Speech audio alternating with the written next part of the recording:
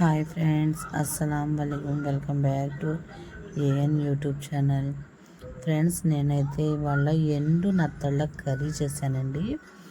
Curry అయితే చాలా టేస్టీగా ఉందండి. తింటే అస్సలు వదలరు, అంత టేస్టీగా ఉండిద్ది. ఇది ఎలా చేయాలో దీని ప్రాసెస్ మొత్తం చూడాలనుకుంటున్నారా? అయితే వీడియో అయితే స్క్రిప్ట్ చేయకండి. చాలా ఎమ్మీగా, టేస్టీగా, తిన్న కొద్దీ తినాలనిపించేలా ఈ ఎండు నత్తల కర్రీ ఎలా చేయాలో దీని ప్రాసెస్ మొత్తం చూద్దాం. వీడియో అయితే స్క్రిప్ట్ చేయకండి. ఇవే ఎండు నత్తళ్ళు. మీరైతే ఎండు నత్తళ్ళు అంటారండి, మేమైతే నత్తలే అంటామండి. ఇదైతే నేనైతే ఎండు చేపలు అమ్ముతారు కదండి, వాళ్ళ దగ్గర తీసుకున్నాను. ఇదైతే మనకి తొందరగా దొరకవండి. ఇప్పుడు ఈవిడైతే తీసుకొచ్చారు. నేనైతే బాగా శుభ్రం చేసుకొని అవి వాష్ చేసుకున్నాను. 2-3 సార్లు వాష్ చేశానండి. చాలా టేస్టీగా ఉండిద్దండి కర్రీ. మనకి పచ్చి నత్తళ్ళ కర్రీ కన్నా ఎండు నత్తళ్ళ కర్రీ చాలా టేస్టీగా ఉండిద్ది. ఇది ఎలా చేయాలి దీని ప్రాసెస్ మొత్తం చూద్దాం. వీడియో అయితే స్క్రిప్ట్ చేయకండి ఫ్రెండ్స్.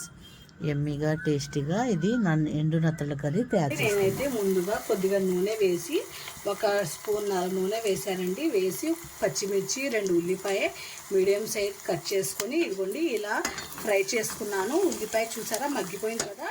ఇప్పుడైతే మనం నత్తళ్ళు వేసేద్దాం. నత్తళ్ళ కర్రీ చాలా టేస్టీగా ఉండిద్దండి. ఇది కోడిగుడ్లో వేసుకున్నా చాలా టేస్టీగా ఉండిద్ది, వంకాయలో వేసుకున్నా చాలా బాగుండిద్ది, టమాటా వేసుకున్నా చాలా బాగుండిద్ది, పచ్చెనపప్పు వేసుకున్నా సరే చాలా బాగుంటుంది. టేస్ట్ అయితే అద్దిరిపోయింది. ఇలా మీరు ట్రై చేయండి, చాలా టేస్టీగా ఉంటుంది.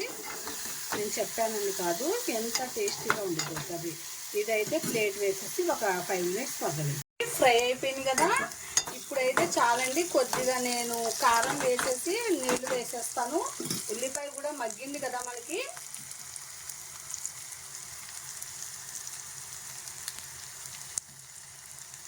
చాలండి. ఇప్పుడు నేనైతే కొద్దిగా వాటర్ వేస్తున్నాను.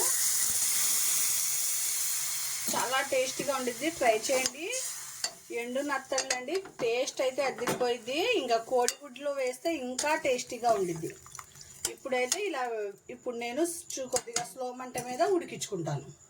ఇదిగోండి, ఎండు నత్తళ్ళ కర్రీ రెడీ అయిపోయిందండి. ఇప్పుడైతే మనం సర్వ్ చేసుకుందాం. ఇదిగోండి ఫ్రెండ్స్, ఎంతో ఎమ్మీగా ఉండే ఎండు నత్తళ్ళ కర్రీ రెడీ అయిపోయిందండి తినడానికి. ఫ్రెండ్స్, ఇలా చేసుకోండి, ఎమ్మీగా ఉండిద్దండి. తింటే అస్సలు వదలరు, అంత టేస్టీగా ఉండిద్ది. నా రెసిపీస్ నచ్చితే ఒక లైక్, షేర్, సబ్స్క్రైబ్ చేసుకోండి. కొత్తగా ఎవరైనా ఛానల్ చూస్తుంటే సబ్స్క్రైబ్ అనేది చేసుకోండి. మంచి మంచి డిషెస్ అనేది నేను పెడతానండి. కానీ ఫ్రెండ్స్, చాలామంది చిన్నపిల్లలు కూడా పెట్టమని చెప్పి అడుగుతున్నారు. ఆ వీడియో కూడా తొందరలోనే మొదలు పెడతానండి. చిన్నపిల్లలు వాళ్ళకి ఎలాంటి ఫుడ్ పెట్టాలి, వాళ్ళు హెల్తీగా ఉండాలంటే ఎలాంటివి పెట్టాలో మొత్తం వీడియో నేను చేస్తాను. నా రెసిపీస్ నచ్చితే ఒక లైక్, షేర్, సబ్స్క్రైబ్ చేసుకోండి. అల్లా హాఫీజ్.